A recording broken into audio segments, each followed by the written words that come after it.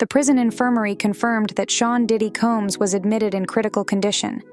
His health is severely deteriorated. He refuses to eat, drink, or show any will to fight. The combined toll of excessive drug use and deep depression has left him on the brink. How did one of the music industry's most iconic figures reach such a state? What insights are nurses revealing about his physical and mental condition? And what does this mean for his future? Stay with us as we uncover the details of this tragic narrative. And don't forget to subscribe for more compelling stories and revelations. The nurse's account begins like this. When we heard Sean Combs, also known as Diddy, was being transferred to our prison, the news created a buzz among staff. After all, it's not every day that a global icon walks through our doors. But from the first moment I saw him, I could tell he wasn't well. He entered the infirmary with a vacant expression, a look that only those familiar with this environment can recognize.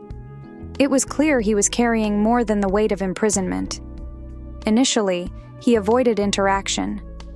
While it's not uncommon for inmates to go through an adjustment period, something about him felt different.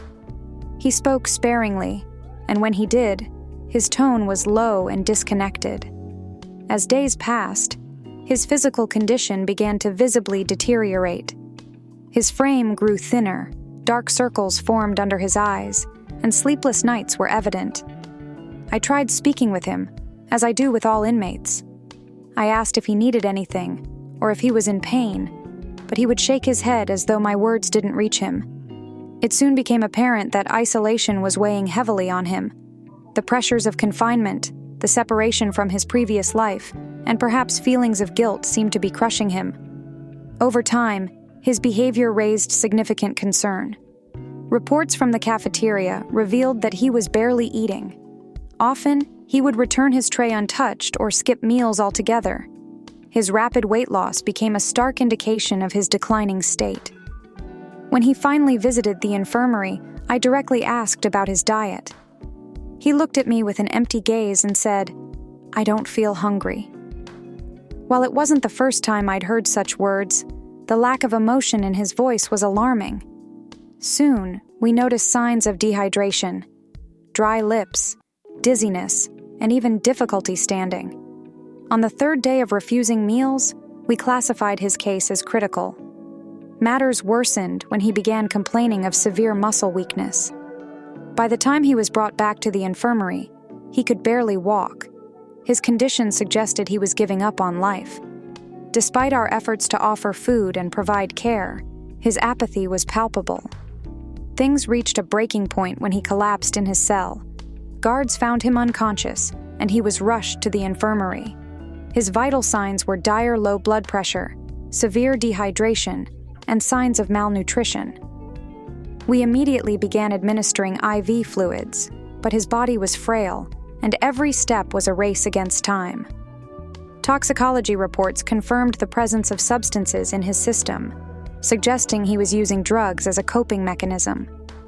His refusal to engage with the medical team and his withdrawal symptoms complicated his treatment. Even when he regained consciousness, his blank stare spoke of despair. Despite these challenges, we've implemented a comprehensive treatment plan that includes physical stabilization, detox protocols, and psychological support. However, his reluctance to cooperate is a significant barrier.